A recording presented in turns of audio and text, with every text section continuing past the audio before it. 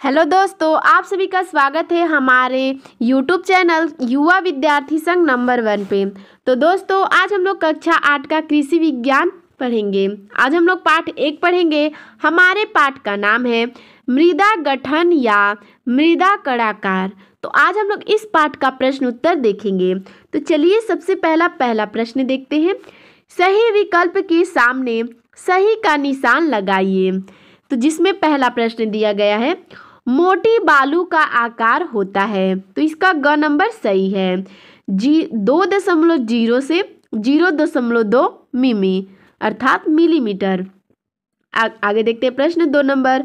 बलुई मिट्टी में बालू, सिल्ट एवं मृत्तिका का प्रतिशत मात्रा होता है। तो इसका ख नंबर सही है। 80 से 100, 0 से 20, 0 से 20। ठीक है, मतलब कि जो है बालू का होता है 80 से 100, सिल्ट का होता है 0 से 20 और मृत्तिका का होता है 0 से 20। आइए अगले प्रश्न की ओर चलते हैं। 3 नंबर है, ऊसर भूमि बनाने का कारण है। तो इसका घ नंबर सही है।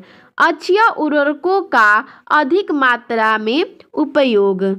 अगला प्रश्न देखते हैं। 4 नंबर है, ऊसर भूमि को सुधार किया जा सकता है। तो इसका ख नंबर सही है, जिप्सम प्रयोग करके। अगला देखते हैं प्रश्न 2 नंबर। निम्नलिखित प्रश्नों में खाली जगह भरिए। तो चलिए भरते हैं। प्रश्न का नंबर है, मृत्तिका का आकार मिमी होता है। तो रिक्त स्थान पे भरेंगे 0.002। अगला है ख नंबर प्रश्न, दोमट मिट्टी में सिल्ट की मात्रा होती है। तो रिक्त स्थान पे भरेंगे 30 से 35%। ग नंबर प्रश्न है, मेड़बंदी करना ऊसर भूमि सुधार की विधि है। तो रिक्त स्थान पे भरेंगे भौतिक। ठीक है, अगला देखते हैं घ नंबर प्रश्न, पैराइट का प्रयोग सुधार में किया जाता है। तो रिक्त स्थान पे भरेंगे क्षारीय। अगला देखते हैं प्रश्न अंग नंबर, अम्लीय भूमि सुधार में का प्रयोग किया जाता है। तो रिक्त स्थान पे भरेंगे चूना। प्रश्न 3 नंबर देखते हैं। निम्नलिखित कथनों में सही पर सही तथा गलत पर गलत का निशान लगाइए। तो चलिए सबसे पहला क नंबर प्रश्न देखते हैं। मृदा में बालू, सिल्ट और मृत्तिका कणों का विभिन्न मात्राओं में आपसी संबंध मृदा गठन कहलाता है। ये सही है। ख नंबर प्रश्न है, अच्छी गठन वाली मृदा में रंध्रों की संख्या बहुत कम होती है। ये गलत है। ग नंबर प्रश्न है, भारत में ऊसर भूमि 170 लाख हेक्टेयर है। ये गलत है।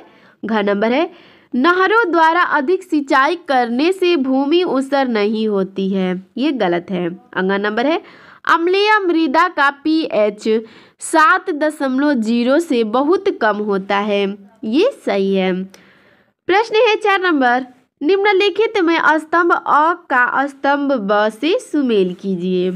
तो देखिए दोस्तों, इसमें मैंने स्तंभ अ का स्तंभ ब से सुमेल कर दिया है। चलिए डायरेक्ट मैं आपको मिला हुआ दिखाती हूँ। जैसे क नंबर है, बालू, सिल्ट व मृत्तिका कणों का आपसी संबंध रहे। तो आप लोग इसको मिलाएंगे मृदा गठन में। ओके, ठीक है।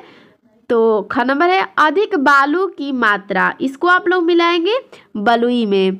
आगे देखते हैं ग नंबर है, लवण, इसको मिला देंगे लवणीय मृदा में। घ नंबर है, निछालन, इसको मिला देंगे भौतिक विधि में। ठीक है। अगला है, कार्बनिक खादों का उपयोग, इसको आप लोग मिला देंगे जैविक विधि में। अगले प्रश्न की ओर चलते हैं। प्रश्न 5 नंबर है, मृदा गठन की परिभाषा लिखिए। तो आइए इसका उत्तर देखते हैं। इसका उत्तर है, मृदा में 3 प्रकार के कणों बालू, सिल्ट और मृत्तिका का विभिन्न मात्रा में आपसी जुड़ाव या संबंध मृदा गठन कहलाता है। विभिन्न मृदा वर्ग के कणों के सापेक्षिक अनुपात को मृदा गठन या कड़ाकार कहते हैं। प्रश्न है 6 नंबर, मृदा कण या एवं उनके आकार के विषय में लिखिए। विभिन्न प्रकार के मृदा कणों और उनके आकार जो है निम्न है।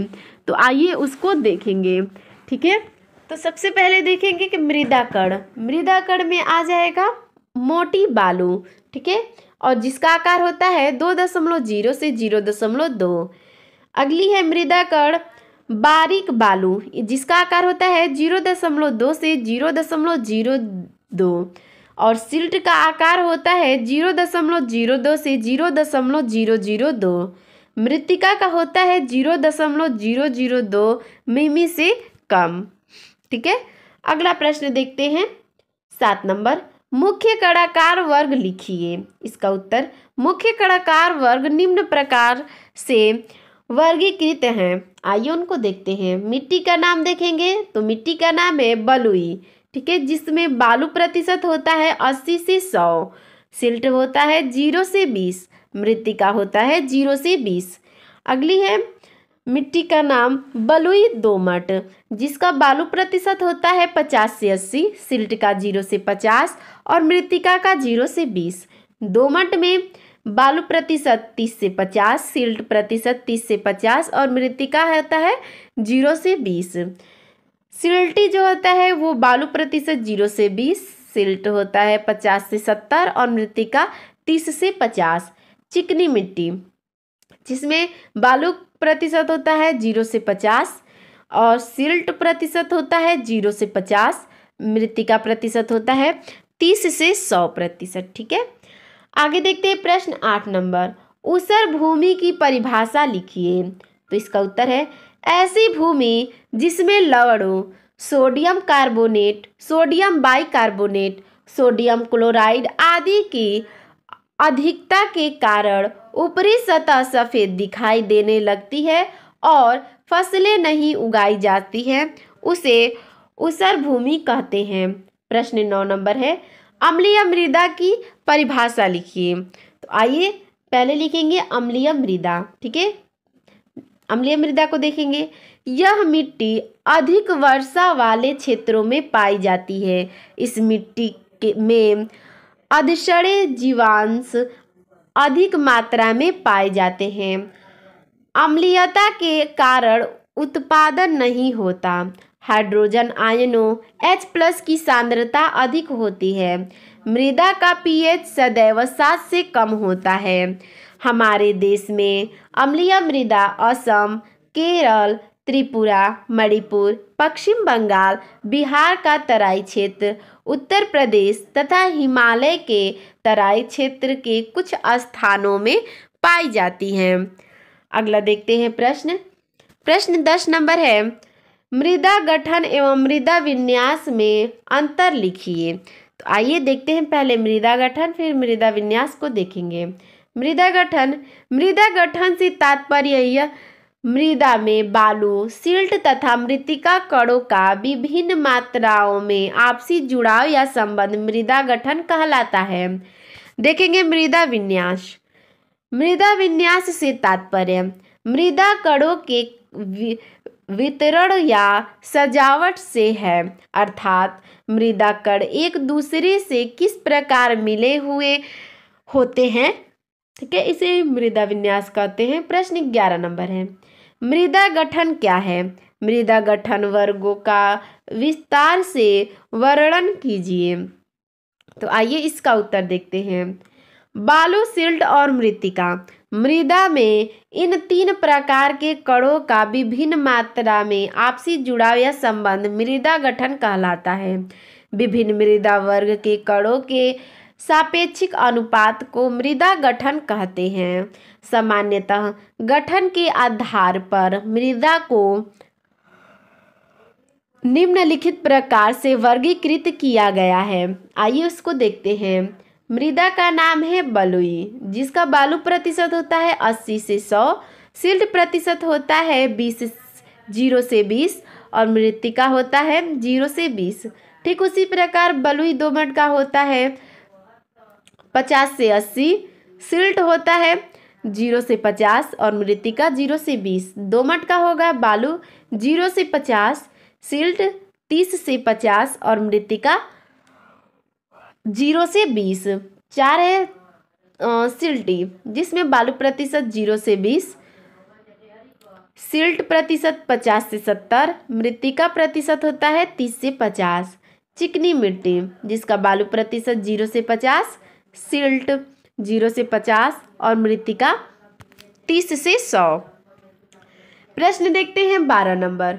ऊसर भूमि किसे कहते हैं? ऊसर भूमि के प्रभाव का वर्णन कीजिए। तो चलिए दोस्तों देखते हैं इसका उत्तर। ठीक है, ऐसी भूमि जिसमें लवणों की अधिकता के कारण ऊपरी सतह सफेद दिखाई देने लगती है और फसलें नहीं उगाई जा सकती, उसे ऊसर भूमि कहते हैं। ऊसर भूमि का प्रभाव। पहला, ऊसर क्षेत्र में मकान के प्लास्टर जल्दी गिरने लगते हैं तथा ईंटें गलने लगते हैं।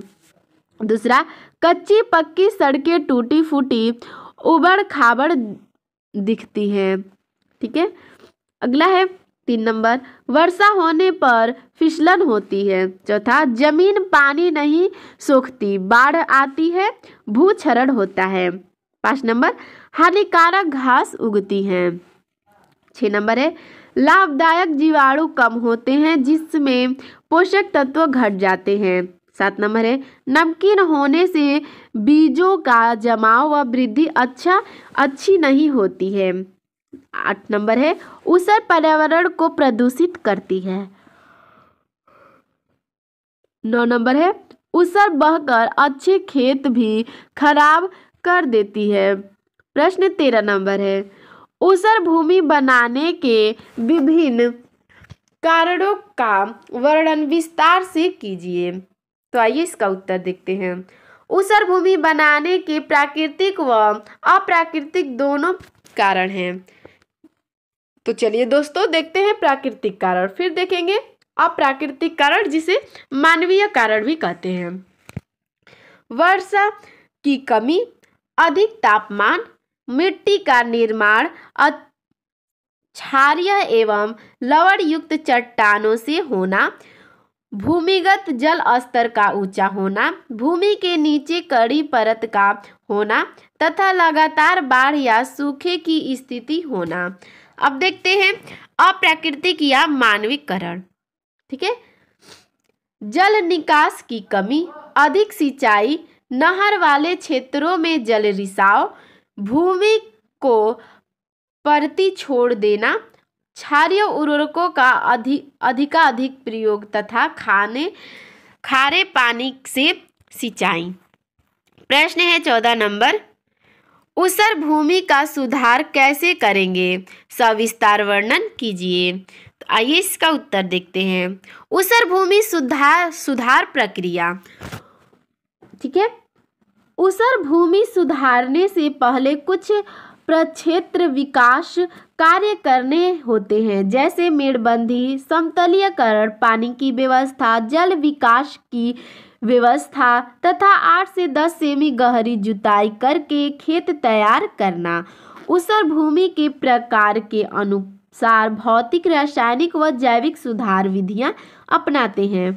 पहले देखते हैं भौतिक विधि। ऊसर सुधार के लिए कई भौतिक विधियां अपनाई जाती हैं जो निम्न हैं।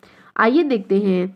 भूमि की ऊपरी परत को खुरच कर बाहर करना। दूसरा, भूमि में पानी भरकर बहाना। तीसरा, जल निकास का समुचित प्रबंध। चौथा, निक्षालन व रिसाव क्रिया या लीचिंग। पांचवा, भूमि के नीचे कड़ी परत को तोड़ना। और 6 नंबर है, ऊसर खेत में बालू या अच्छी मिट्टी का प्रयोग। देखते हैं रासायनिक विधियां। ठीक है, मिट्टी की जांच कराकर जिप्सम का प्रयोग करके, गंधक या गंधक के अम्ल का प्रयोग करके। अगला है जैविक विधियां। ऊसर सुधार के लिए कई जैविक विधियां भी अपनाई जाती हैं। चीनी मिल से निकलने वाले सिरे का प्रयोग, प्रेस मड, कार्बनिक खादों का प्रयोग, हरी खाद के रूप में ढैंचे की खेती, ऊसर सहनशील फसलों एवं प्रजातियों की खेती। अगला देखते हैं प्रश्न 15 नंबर, अम्लीय मृदा बनाने के कारण एवं उसके सुधार की विधियों को लिखिए। तो देखते हैं अम्लीय मृदा बनाने के कारण। पहला है अधिक वर्षा से निक्षालन क्रिया द्वारा क्षारक तत्व गहरी तहों में चले जाते हैं। मिट्टी कणों के साथ हाइड्रोजन आयन अधिशोषित हो जाते हैं, मिट्टी अम्लीय हो जाती है। 2 नंबर है, फसलों द्वारा क्षारक तत्वों का अधिक उपयोग किया जाता है जिससे मिट्टी अम्लीय हो जाती है। तीसरा है, कुछ मिट्टी ऐसी होती है जो अम्लीय चट्टानों से बनी होती है।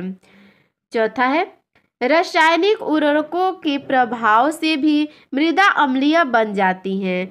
अमोनिया सल्फेट की अमोनिया मिट्टी कण ले जाते हैं, लेकिन सल्फेट घोल बच जाता है जो मिट्टी द्वारा छोड़े गए हाइड्रोजन आयनों H+ से मिलकर सल्फ्यूरिक अम्ल बनाता है, जिससे मृदा अम्लीय हो जाती है। 5 नंबर है, बंजर भूमि पर जब कृषि कार्य किए जाते हैं तो मिट्टी से क्षारकों के बहकर नीचे जाने की क्रिया को बल मिलता है। ठीक है, धीरे धीरे मिट्टी के क्षार नष्ट हो जाते हैं और उनके स्थान पर मिट्टी के कणों पर हाइड्रोजन आयनों की सांद्रता बढ़ जाती है। देखते हैं अम्लीय मिट्टी का सुधार। चूने का प्रयोग, जल निकास की उचित व्यवस्था, अम्ल रोधक फसलों का उगना, क्षारक उर्वरकों का प्रयोग तथा पोटास युक्त उर्वरकों का प्रयोग करना कुछ ऐसे उपयोग हैं जिनसे अम्लीय मृदा को सुधार किया जा सकता है। तो दोस्तों, आपको हमारा यह वीडियो कैसा लगा हमें कमेंट में ज़रूर बताइएगा। धन्यवाद।